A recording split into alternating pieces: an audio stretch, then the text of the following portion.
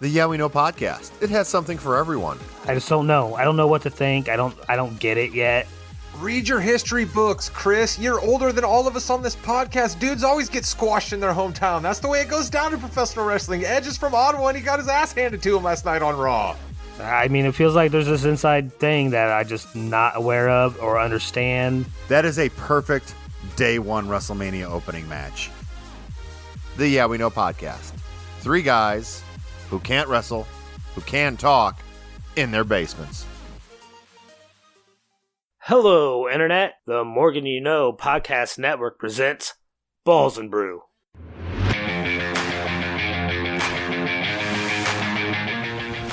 Hello, ladies and gentlemen. Welcome to the flagship sports podcast here on the Morgan You Know Podcasting Network. We sit around and chat with our buddies about sports, much the way that you chat with your buddies when you're having brews, thus the name. Joining me on this faithful edition is, of course, our intrepid producer of this and every other podcast on the Morgan You Know Podcasting Network. It is Jimmy Jamriska. Jim, hello.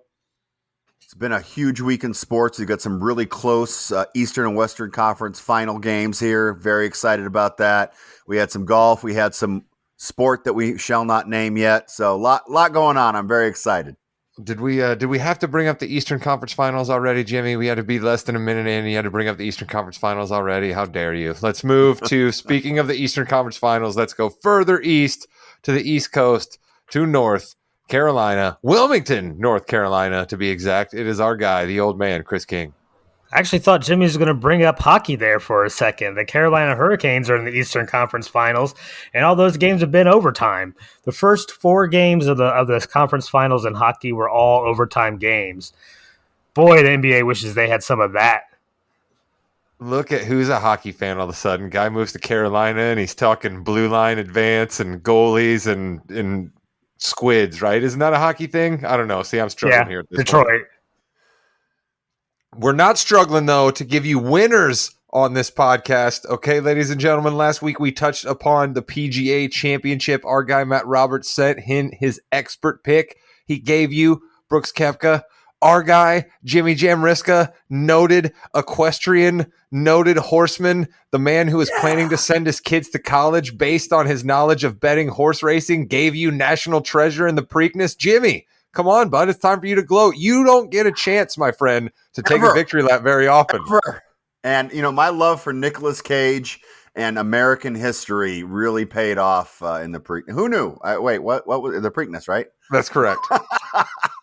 That's correct. See, there you go. So now you know we got to get Jimmy's pick when we get to the Belmont here in a couple of weeks. You heard the knowledge that was behind the Preakness winner that he gave you right there. So we are not going to touch on golf or horse racing this week. We will, of course, get to the fast break here after a little while, but I believe it is time for that sport that shall not be named to possibly get named. We have cooked up a pretty fun little gimmick here, and to explain it, I will turn it over to the old man himself, the man who helped Abner Doubleday craft the rule book for this very sport we're about to talk about. To be young again. We're gonna talk about baseball, and the goal of this is to actually get Rod back into the game that used to give him so much love and joy. Now, listen, I'm going to tell you right now, I think that's too high of a bar. I think the bar that we should set is, can you give me a story that I find interesting enough we have to check back on it on the podcast? I think that should be the first bar we clear. Jimmy, your thoughts? I like that a lot because, with basketball, we had our Kings, and we checked back every single week on those, and it was kind of cool following through the season.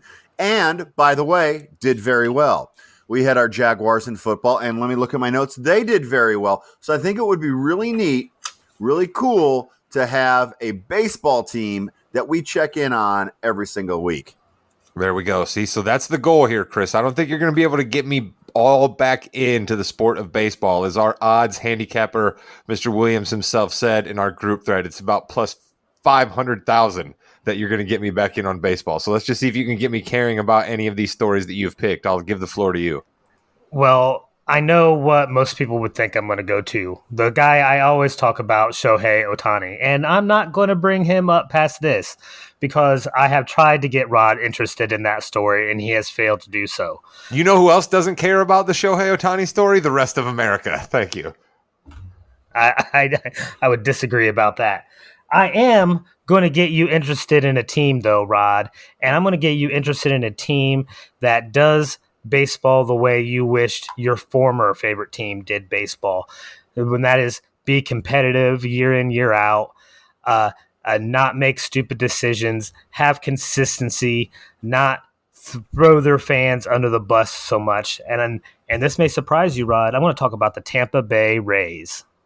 The Tampa Bay Rays. Wow. You are old. Of course, you go to a retirement community for your first story. I'm not surprised. All right. The one thing we're going to start off right at the bat with how they're playing this year. All right. And this is not just a great team this year. They are at the absolute best team in baseball right now, Rod. They are first in the majors in batting average. They are first in the majors in home runs. They are first in the majors in stolen bases. They are first in the majors in OPS. They are also first in the majors in earned run average. They are also first in the majors on allowing the fewest home runs. They are, and they're also fourth in the AL East. Yeah, gotcha. They are the best record in the major leagues right now as well. Okay, so they're good. So your first pitch for get me to care about baseball is the Tampa Bay Rays are good. That's your first pitch. Listen, I'm just showing you how this is a competitive team. I'm going to get into the nuts and bolts of why you need to be impressed with this team and interested in this team in the future. Just like we had Sacramento as our official NBA squad, the Tampa Rays may end up being your official MLB squad for the Balls and Brew podcast. What do they do down there? Do they do something with an orange? Do they light a beam? Do they just like click the blue light for the early bird special? Like what happens down there in Tampa Bay when they win a game? Anything? Do we got anything cool like the beam? I am not aware of anything cool like the beam yet. Right, already a negative. Already a negative against your Rays. Listen, I'm gonna start by giving you a quote from Zach Eflin. He's one of the better pitchers for the Rays this year. He is not Zac Efron, the actor. This is a different person. This is Zach Eflin. Oh, okay. All right. I'd rather hear a quote from Zac Efron, but continue.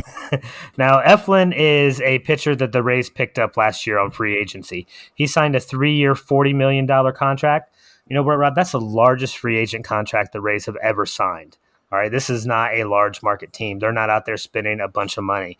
And Eflin, when he was asked how excited he was to come to Tampa Bay, he's like, there's been a long rumor in the big leagues. Like there's something in the water down there. They know what they're doing and they do things right. And that's the epitome of Tampa Bay baseball culture. All right. And it starts. Wait a minute. So you're giving a heat culture argument here for the Tampa Bay Rays, aren't you? I'm going to start off by. But wait a minute, you teased what was in the water. What was in the water? Was it an alligator? No, there's something in the water that helps these teams is kind of what you get at, especially right. pitching. Jimmy, how do you feel Chris is doing with this first pitch to get me to care about something in baseball? I think he's got the right angle on it, but he's not getting it home right now because there's nothing fun. Like, I don't know. Hey, Chris, you know how the Rays were first and all that stuff before tonight? Well, tonight they're not first anymore because they just gave up 20 runs on 27 hits to the Toronto Blue Jays. So they lost 20-1 today. Great job, Chris. Way to jinx them. Excellent work. See, look at you. We don't even talk about baseball, and already you've ruined some teams' chances for the year. The first time we talk about baseball, what are you? You're like a Grim Reaper over there. One loss ruins their whole year. They scored 9 runs in the top of the 9th inning. It was 11-1 they were getting killed, and they just we'll give them 9 more. See, this is crazy. Teams are getting 20 runs a game. Maybe I should come back. Does that happen all the time, or is that an outlier? That's definitely an outlier. See, same old. Dude, why? He has no idea. I'm gonna pass on the Tampa Bay Rays right now. Chris, what else you got? You're not passing on the Tampa Bay Rays. You got to sit here. I just did. No, because you have the biggest problem that you've had, especially with the Cubs, is your distaste for the owner, correct? Ricketts. No, I have a distaste for them not choosing to win baseball games. I have a big distaste for that. All right. No, Tampa Bay is the complete opposite of that. All right. And that's why you need to care. And it does But I start with don't. their owner, Stuart Stenberg. And we're going to go from the time he took over the Stu. team from 2008. Since 2008, they have had 11 winning seasons. Their fewest win total was only 68. They've been in an 8 playoff series, 4 division titles. They made it to the World Series twice. It's not a team that gives up, throws away their talent. They are constantly aggressively trading, preparing for the future. They're doing all the things an MLB club needs to do that you are upset that your former team does not do. Right, but that's not just going to bring me around to liking some team that I have no allegiance to whatsoever. I need some flash. I need some bang. I need some sizzle. Jimmy, did you prepare any baseball stories that I should care about? We'll allow Chris to regain his thoughts and come for this next pitch. I got squirrels at Yankee Stadium. Thoughts? Nice. Listen, I'm intrigued, right? Already I'm intrigued. Are you giving me the squirrels in the rally squirrel sense? Are these squirrels that have some sort of a ball boy job? Have we gotten to that point where we can train animals to get the shea fly balls? What's happening? No, we're not there yet, but a squirrel at Yankee Stadium sent the whole stadium into an uproar when it was running all over the place in the outfield and all over by the fans. It was one of the best things ever, and that's why you need to like baseball. For not baseball, for the squirrels, Rod. How about another animal? Let me give you another animal. Okay. Remember when Randy Johnson killed a bird? He did. Happened again. Did you hear Really? about this? I did Happened not. again. Arizona Diamondbacks pitcher Archie Bradley, I think, was playing catch in the outfield, threw a curveball, killed a bird again, and they got it on video. How about killing animals? Your thoughts on, oh, damn it, that's a bad thing. Now, wait a minute. Let me ask you this. You said he was playing catch in the outfield, so this was not a live ball scenario. Randy Johnson is still the only Major League Baseball player to kill wildlife during play. Correct. The only one to kill wildlife. Oh, okay. No, there's another one, and I don't know who the batter was, but he hit a pitch, and the ball hit a bird after he hit it, and then You're the bird right. died. It's Dave Winfield, is it not? Isn't it Dave Winfield in the old Padres, in one of the old ugly Padres unis? Oh. I somehow remember. I completely forgot about Dave Winfield. Dave Winfield did do that, but then this just happened like this past week. Oh, okay. All right. See, there you go. I already contradicted myself. All right, Jimmy, listen, I'm telling you right now, your squirrels and the unfortunate passing of wildlife before possibly their time was to come has me a little more intrigued than Chris's. Rod, you should like the Tampa Bay Rays, a team that you never cared about because they run their franchise the way the team you used to care about should. I don't know about that one, Chris. What do you got for pitch number 2? No, I'm not pitching anything He's else. going back to it again. No. I'm not pitching anything else. Okay, well, listen. Then you're only a reliever. You definitely are not set up to work 4 innings, which is, I guess, all starting pitchers work nowadays. You're a reliever. You're basically a lefty specialist at this point. You got one pitch. You're coming in with the screwball, and you got nothing else for me. No, I have taken the years of stuff I've heard you say and the complaints that you have with baseball specifically, and I have given you a team But that's not good enough. I need sizzle. I walked away from baseball, even with all of these things that you're trying to play upon right now. I walked away from baseball with all of those still being intact. I need sizzle, Chris. I need steak, baby. Give me something. That's sad. It's sad that you need sizzle when it's you have never you cared have a about chance. sizzle ever. You have a chance to get baseball back to a place of prestige, a place where listeners to this podcast who care about baseball could get some baseball knowledge from us every once in a while. And you failed miserably, my friends. You pitched me the Tampa Bay Rays and the Tampa Bay Rays only. I don't know what you were They're thinking. the best thing happening in baseball besides Shohei, and I wasn't going to bring up Shohei. Chris, Jimmy and gave me a story about squirrels that was 10 times better than your Tampa Bay Rays and take. that's not going to get people to think baseball is back into that classic sense and care about baseball. If I'm going past ESPN and the Yankees happen to be on Sunday Night Baseball, you know what I'm going to do for a little while? Stop and see if that squirrel shows up again. No, You you're know not. what I'm not going to do? Stop on a Tampa Bay Rays game. Oh. See, you just said that you want to bring baseball back, get people that care about baseball back listening because we'll talk about baseball. No, I didn't say I said listeners of this podcast. Listeners of this podcast are listening because they clearly like my personality. They like all of our personalities. That's why they're here. I want those folks to be able to get a taste of baseball. I could care less if baseball itself makes a turnaround. And so you want to talk about dead animals on the field instead of actual baseball? I didn't say just the dead animals. I talked about the squirrel that I believe is still living. Jimmy, do we have an update on the squirrel? Yes, I mean it went down an 8-foot wall. Fell a little bit, but was fine. Ran around. Fans were amazed. Some were disinterested as well. It's kind of funny seeing the different reactions. But how about this one, Rod?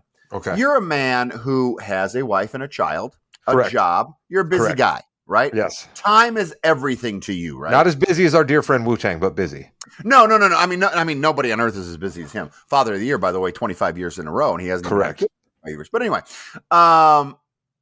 31 minutes, Rod, of your life is now saved for every baseball game you watched. Can you believe 31 minutes is taken off of baseball games throughout this year with this new pitch clock? How about that? They've managed to shave an entire half hour just this first year, huh? Yeah, that's really, really big there. All right, let me ask you the question. I know the other big rule change was the shift. Are we seeing any adjusts in hitting as batting averages up? Are we seeing more ground balls? Do we have any numbers that way? Well, we have a lot less. Yes, we're saying, I guess in a way, I'm not going to bore you with the stats like some other people like to bore you with. I know you like intrigue. You like Kyle Schwarber can actually hit singles now, Rod. Kyle Schwarber can pull the ball and hit singles right now. See, if Kyle Schwarber was still on the Cubs, we wouldn't have a problem if Kyle Schwarber was still on the Cubs, because we all said that the DH was going to come to baseball sooner or later and then keep Kyle Schwarber around, and the Cubs didn't do it. One of the reasons why I don't like the Cubs. That has also helped a lot. Now, and let's bring up the Cubs real quick, because there are two glaring things that I know about the Cubs right now. Number one, except for Schwarber, they made the right decisions. They did. And number two, their minor league system, which a lot of the guys are in the majors now, really was stacked, and they've got a very good young core in Matt Mervis. Morel is kicking butt. Nico Horner, who kind of was all right. He was a flash in the pan, but now he's actually doing a lot better now. Really, the Cubs have made some really good decisions recently. They are 4.5 games back, but the NL Central sucks, so they actually have a chance to go places there. Something to think about right now. Javi Baez in Detroit. I'm going to tell you this right now. Javi Baez will be a Cub again. Okay, it's going to do a Greg Maddux, type situation where he'll come back later. Javi Baez will be a Cub again. He's just not cutting it anymore. Wilson Contreras is not a catcher anymore. He's an outfielder. So that would have really jumbled up the outfield DH situation for the Cubbies. Chris Bryant's doing okay this year, but he's been hurt the last couple of years as well. So, I mean, I hate to say it. They kind of made the right decisions, Rod.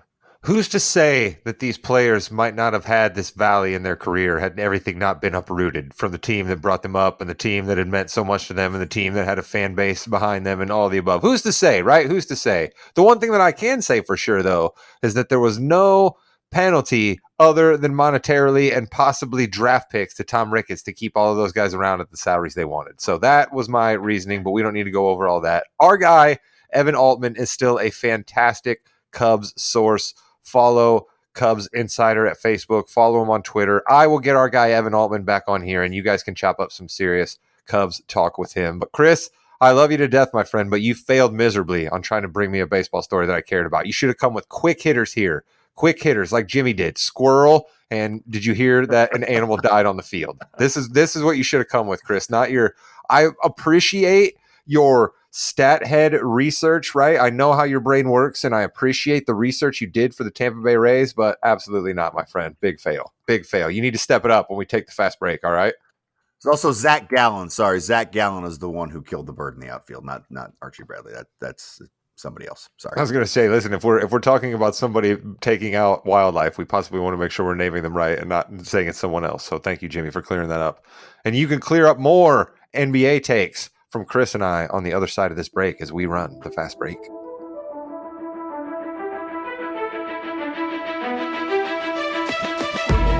Welcome to the Fast Break, the fastest 15 minutes in the NBA. I'm Jimmy. We've got Rod. We've got the Tampa Bay Rays #1 fan, Chris King, with us.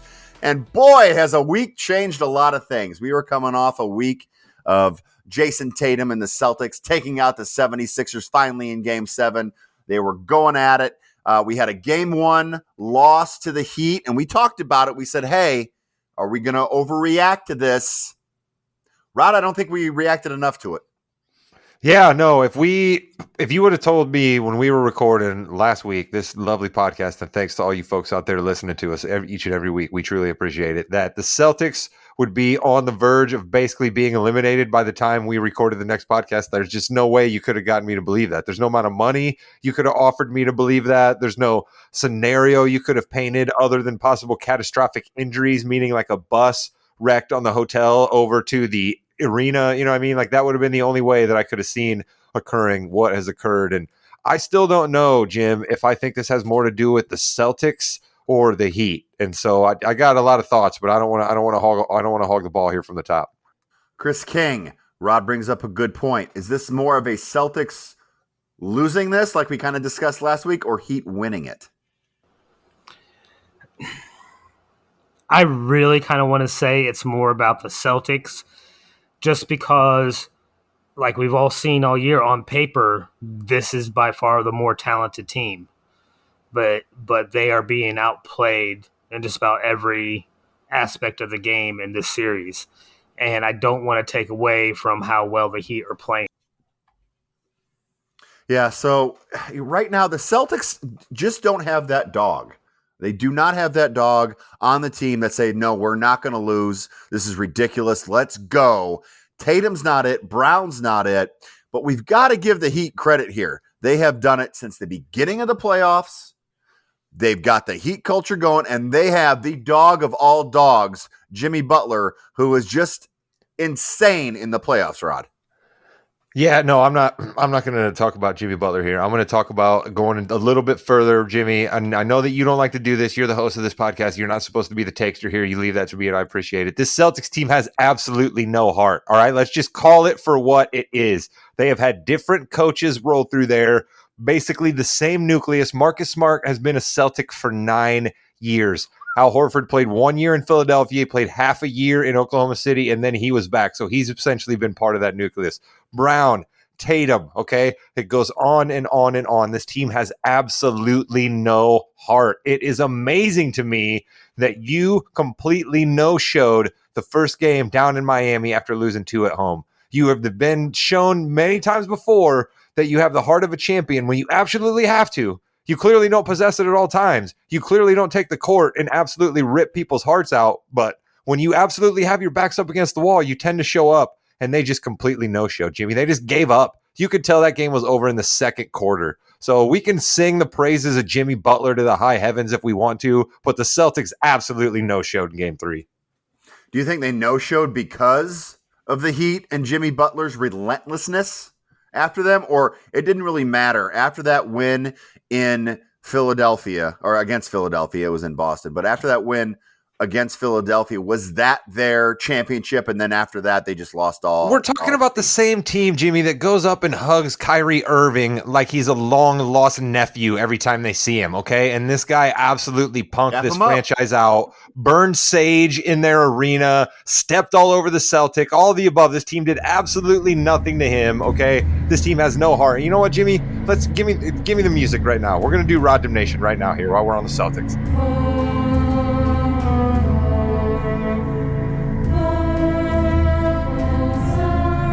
Anybody out there giving me the Grant Williams poke the bear take, get the hell out of here, okay? Get the hell out of here. Have you not been watching Jimmy Butler in the playoffs for years now? Do you honestly expect me to believe that Jimmy Butler was just going to no, just go through that game, the rest of that game, and not rip the Celtics' hearts out until Grant Williams got up in his face? Please, why don't we give Grant Williams a little bit of credit for being the one dude on that team who had heart, who had balls, who was willing to step up to Jimmy Butler and say, hey, man, I'm not just going to sit back and let you bust my ass. But no, what happens? The try-hard guy, the guy who has a little bit of heart, the guy who's trying to fire his teammates up, the guy who does all the stuff we say we want good players in the NBA to do, he takes all the shit on Twitter. Oh, Grant Williams poked the bear. Jimmy Butler wasn't going to rip the Celtics' heart out till Grant Williams got in his face. Please, that's taken away from the high praises. You guys want to sing Jimmy Butler every time he takes the court. If you're saying that Grant Williams poked the bear, get the hell out of here with that. Jimmy, I'm sorry, but I'm fired up about the Celtics. Jimmy Butler is so good and so manipulative that he knew what he was saying when he said that Grant Williams got to him. He got angry. I loved every second of that. You're right. There's no way at all that really did anything for Butler. He was still going to kill him, Chris. Yeah, just like Butler's done in this entire playoffs. Well, after the first and most of the second play-in game. But we should have seen this coming. Like, everyone should have seen this coming, because there were real instances in that Philadelphia series where Boston was not showing any kind of heart. Luckily for them, Philadelphia showed a little bit less. And that's why they're here. Yeah, and listen, I'm not going to excuse Joey Maz here, but he's a convenient scapegoat for this team having no heart. He's a real convenient scapegoat for this team having no heart. He certainly hasn't helped anything, but it's real easy to say, oh, it was Missoula's fault. But you know whose fault that was? Brad Stevens, the high and mighty, the guy who I hate taking shots at because he's Indiana's own. But what are you doing, Brad? Promoting a second bench guy all the way up to head coach. Come on. Yeah, like, you can't expect him to all of a sudden like get this team that no other coach has been able to get them over that hump to all of a sudden get them over this hump. Like, he's young, he's inexperienced as an NBA head coach, he's inexperienced as an NBA assistant coach, to be honest. You're asking a lot of him, and you have what are supposed veteran leaders on this team who aren't leading or acting like veterans. I love that you said that, because I don't want to excuse them. I really don't, Jimmy. I don't want to excuse the players, and I think you were sort of hinting at that with your questions too, and that's why you're a great host for the Fast Break.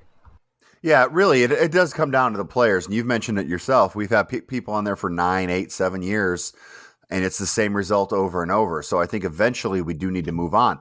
Now, Joe Mazzulla does not have this team. He hasn't had this team for a while. It's nice and neat when you're in the regular season. You've got the best record in the league. But when it comes down to it, you need to call a timeout. You need to make sure you put your best starting lineup in. You know, it's not an easy thing to do. And if you're not prepared for it, it's just not going to happen. So I do think they move on from him moving forward, but we can talk about that a little later. I do want to move on to, though, the Nuggets and the Lakers. Nuggets, it was a sweep. It was a close. 3 out of 4 games were close, no question about it. But I think what you really saw here is LeBron James gave everything he could. And right now, it just isn't enough. And he probably should have passed the ball a little bit more to a guy named Reeves. Davis was a no-show not a no-show. For him, he was a no-show in game 4. So you're telling me Anthony Davis was basically Anthony Davis, up, down, right? Up, he down, didn't get hurt, so I can't say he's Anthony Davis. But the Nuggets are firing on all cylinders right now. Jokic is just showing how awesome he is. Murray is back in the groove. They've got a really solid overall team. They've got a great rotation going on as well. Chris King, they're going to be extremely difficult to beat in the finals. Yeah, they definitely showed while they were a step above the Lakers in that series. I mean, Lakers played tough, and a lot of it had to do with LeBron and some of the ancillary players on that team. But you're right, that rotation, that solid play, they don't make hardly any mistakes. That doesn't matter who's on the court. They take care of their job. It's very, very impressive to see them playing at this high of a level at this point in the playoffs. And as much as I've been talking about heat culture and the buzzsaw that is Miami, I don't think they are going to be able to get past what Denver is going to be bringing. Rod, I know you're chomping at the bit. I don't want to give too much praise to Jokic, because I certainly haven't been his number one fan here on this podcast. You hate Jokic. Really? Yeah, I'm sorry. Listen, I admit biases. All right. I admit biases, and Jokic is definitely one that I have. That's just all there is to it. But what I do want to talk about here, and I know we literally just got done with the segment where we all said Joe Mazzulla's got to go. But one thing I think Denver has working in favor for them is we dropped that stat, I believe 2 podcasts ago, about how there's only 5 guys employed in the NBA that have coached the same team since 2019, and Mike Malone is one of them, right? I just think that we got it's a little bit of heat west out there in Denver. It really is, man. Mike Malone is a little bit hard-nosed on those guys, but he's honest with them. I think he has the respect of those guys. I think he makes them play tough. I think guys want to go out there and play, and I just think that they've had a nucleus together. They've had the same coach. They've been plugging away. I think we all forget that they made that big trade for Aaron Gordon, and then Jamal Murray got hurt 8 games later, right? And he basically didn't come back that next year. So every time that Jokic and Murray have been on the floor recently, they've been this good. So I know I'm guilty of underestimating them a little bit, but they certainly showed up big time in the Western Conference Finals.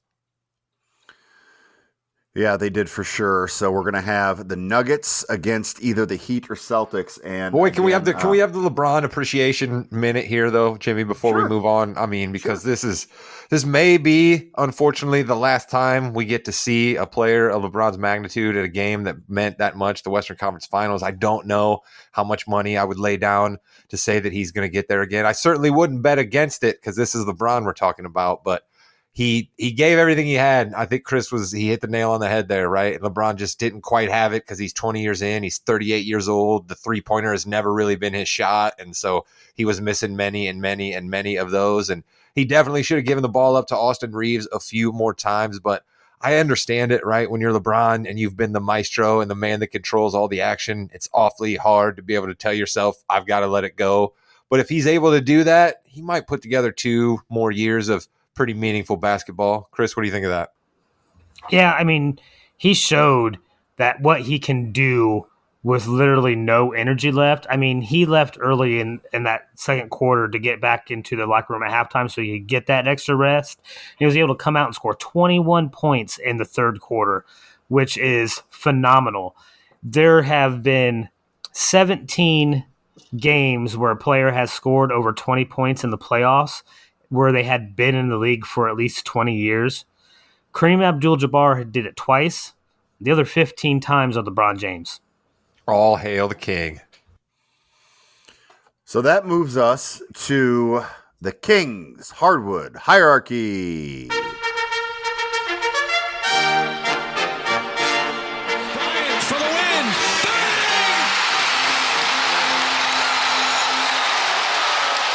And today we are going to do a draft for the Kings Hardwood Hierarchy. Chris King, Rod Morgan, you're going to be our drafters. I will be the commissioner here.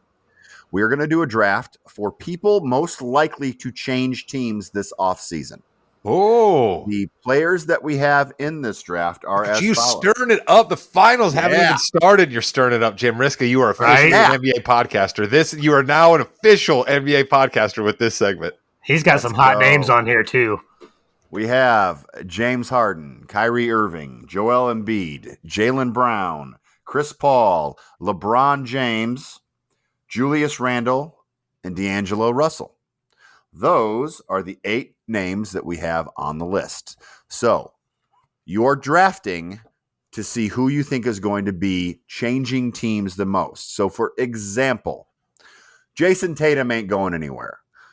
I don't think anyway. Let's go Steph Curry. Steph Curry is not going to be traded anywhere. So if Steph Curry was on this list, you'd want to pick him last.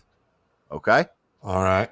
All right. So the first pick goes to Chris King. Chris King, who do you think is going to change teams? Who's the easiest no-brainer? This person is going to change teams in the offseason. James Harden. Right. Yeah, I don't think he's definitely not staying in Philly. That's almost guaranteed. More than likely, he's going back to Houston. Houston.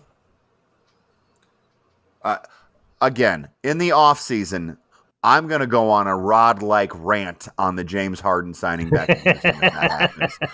Just so you know, it's happening. Rod, who you got? Number 2, who is the second most likely person to change teams? First off, I want to say how much I appreciate that you refer to it as a Rod-like rant when it is a passionate plea for something. I appreciate that so much. There's a guy on this list who probably should be the second pick, but I despise this person so much that I will not even say his name. So I am going to draft somebody. Go ahead, Jim. No, I was going to say, now we know Chris's strategy now moving forward. He's going to get a really good last pick. Yeah, he definitely is. I'm going to draft somebody who, quite frankly, is excited as all hell that we even included them in this list with some of the other names that are on this list. So, but I'm guaranteeing you that this guy is not going to be on the team that he just played for. So I'm taking D'Angelo Russell with my first pick. I think that's a really solid pick. That was kind of a softball pick there. Bonus, where would D'Angelo Russell go? China? Are they looking for a gunner in China somewhere? No, that's probably too harsh. He'll go play somewhere. Charlotte, maybe? Will Charlotte take him? You know Portland? What's funny? Probably Charlotte would take him. Charlotte was the name, the team that came to mind. There's no reason why they should. I think they have a decent point guard out there. Well, I mean, they're going to be the island of misfit toys next year, aren't they? I mean, come on. Exactly. All right, so Chris King, your second pick. James Harden was a great first pick for you. Yeah, and we know who my last pick is going to be. I'm going to go with Chris Paul on this one. Okay. And I'm going to guess retirement. No way. Wow, because he's got at least, I think, 15 guaranteed next year. I was going to say, CP's been about that money. He's going to make sure he gets at least, even if he gets cut from a team, he's got to get 15. So he's not going to walk away. That might be a double bonus point. He's getting hurt a lot more often lately. That may change his thinking a little bit. Chris, come in, shut the door. Do you think Charlotte is a nice place? Too bad. You're going to go try to take care of LaMelo Ball. Enjoy your time. Again, I think Chris Paul could end up in Charlotte. All right, so we have LaMelo Ball, D'Angelo Russell, and Chris Paul in Charlotte. Rod, who is your next pick to go to Charlotte? But I just want to point out how absolutely filthy Chris is being with his draft strategy here. Yeah. Of like almost trying to force me to take this, and I'm still not going to say his name. So what I'm going to do is I'm going to get a little bit kooky, a little bit wild, a little bit crazy here. All right. I think that Chris is absolutely right with his first pick of James Harden back to Houston, because James Harden has signaled to all of us that he does not want to participate in competitive basketball games. So he's going to go back to Houston to just make a whole lot of money and enjoy strip clubs and be hailed as a king in Texas. Good for him. I'm taking Joel Embiid. I think there's a very good chance that Joel Embiid looks around and says, you know what, Harden's out of here. I don't necessarily know how this place is going to improve itself. I need to get somewhere right now. So I'm going to take Joel Embiid here. All right, big one here. Where you got him going? Don't say Charlotte. New York. Ooh, all right. I think we take Chris's favorite deadweight player, right? He's got a pretty hefty salary. Just go ahead and include him, right? The Knicks have a bevy of draft picks that can go down there as well. Plus, the Knicks also have a couple of young guys that actually the Sixers might say to themselves, okay, right? You could give me a Quickly, right? You could give me an Obi Toppin. You know what I mean? I don't know. If I'm the Knicks, I kind of want to hold on to RJ Barrett. All right. Hart would probably be involved in that. Well, he's not under contract right now. The Knicks can't do much with him as far as trade go unless they re-sign him. All right, Chris King. That's going to work right into my next pick, because I was going to take Julius Randle. Randle. Going to the Sixers? Going to the Sixers. Let's mark it down. Okay. This is totally just copying off of me here, Jim. You're like the substitute teacher allowing Chris to copy all of my answers.